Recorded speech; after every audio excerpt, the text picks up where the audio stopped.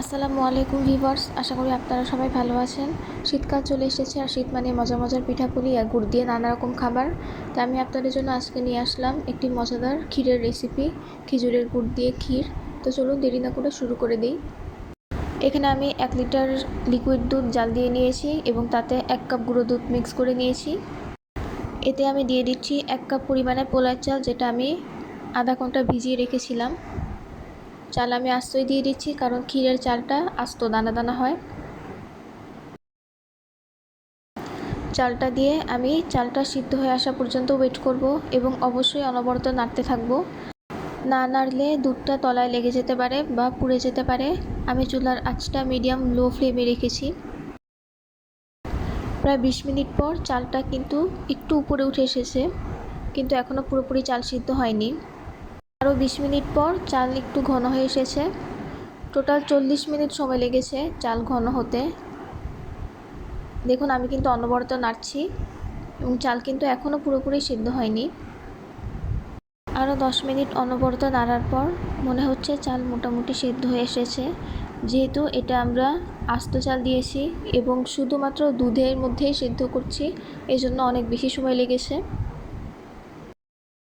এখন আমরা হাত দিয়ে টিপে একটু টেস্ট করে দেখব যে চালটা সিদ্ধ হয়ে এসেছে কিনা।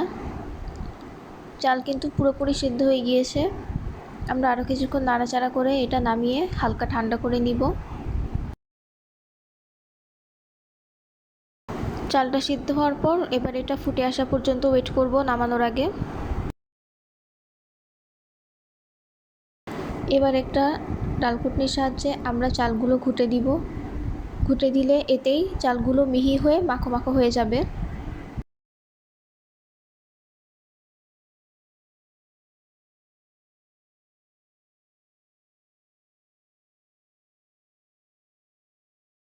আমরা প্রায় 5 মিনিট সময় নিয়ে ডালঘুটনি দিয়ে ঘুটে নিয়েছি এবং চালগুলো পুরোপুরি মিহি হয়ে গিয়েছে।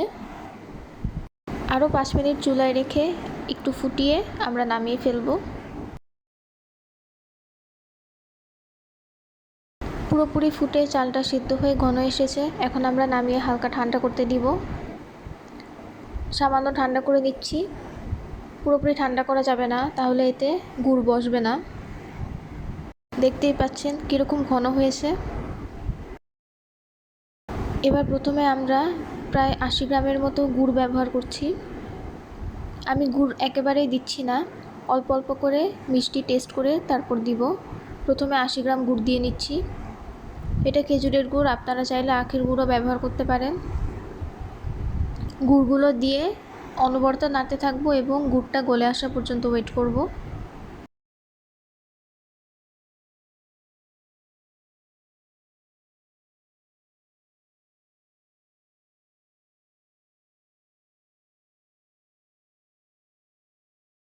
আরও 30 গ্রাম পরিমাণে গুড় দিয়ে দিচ্ছি।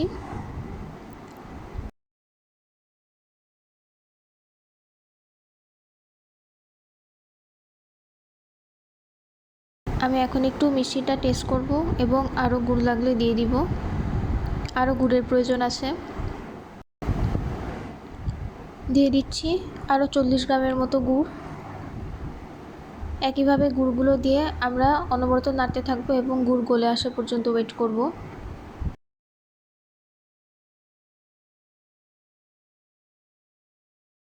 দেখতেই পাচ্ছেন একটা ব্রাউন কালার আসা শুরু করেছে। আপনারা আপনাদের টেস্ট অনুযায়ী